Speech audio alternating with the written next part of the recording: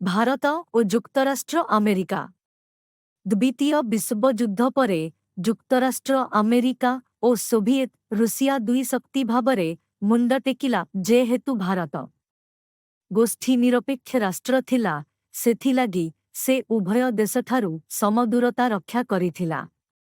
जुक्तराष्ट्र America Bharat सहित संपर्क स्थापन रे केबे भी गुरुत्व देउनथिला किंतु मसीहा चीन भारत युद्ध समय रे जुक्तराष्ट्र अमेरिका भारत को समर्थन करिथिला।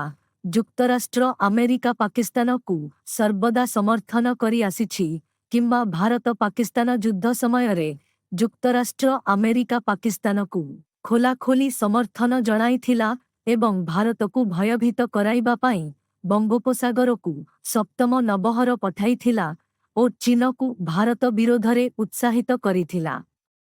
भारत पाकिस्तान युद्ध समय रे जुक्तराष्ट्र अमेरिकार सप्तम नबहर को विरोध करी रूसिया भारत को समर्थन करी निजर नौबाहिनीर युद्ध जहाज पठाइथिला जहा फलरे भारत और अमेरिका संपर्क रे अधिक तिक्तता आसीथिला। किंतु मसीहारे जुक्तराष्ट्र अमेरिकार तत्कालीन राष्ट्रपति बिल क्लिंटन भारत जुक्तराष्ट्र अमेरिका संपर्क रे उन्नति आनिबा पाई प्रयास करिथिले।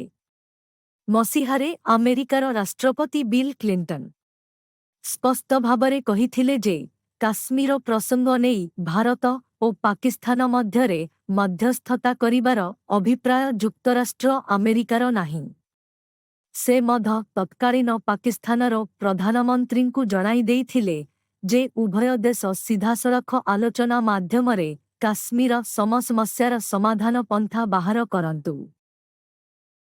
जेतेबेले कथा उठे अर्थनीति संबंधर तेबे अर्थनीति क्षेत्र रे भारत और जुक्तराष्ट्र अमेरिका मध्यरे प्रगति परिलक्षित हुए।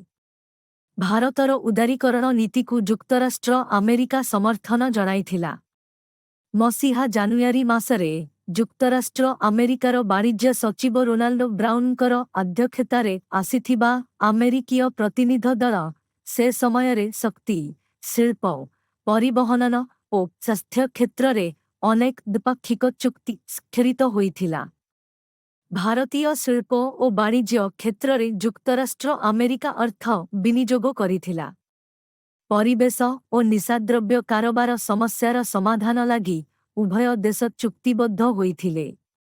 आंतर्जातिक स्तर रे सन्त्रासवादर विलोप पाई उभय देश अंगीकारबद्ध।